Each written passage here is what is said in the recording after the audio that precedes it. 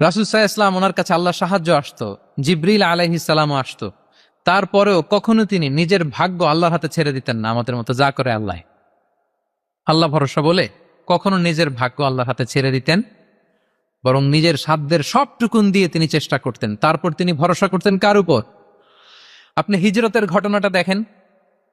আল্লাহ যেদিন বললেন যে আজ রাতেই তুমি আর আবু বকর হিজরত করো, রাসূল সাল্লাল্লাহু আলাইহি ওয়াসাল্লাম ওই দিন দুপুরবেলা আবু বকর রাদিয়াল্লাহু তাআলা আনহুর ঘরে গেলেন। তিনি কখনো দুপুরবেলা বেরোন না, তিনি কখনো মাস্ক পরে বেরোতেন না।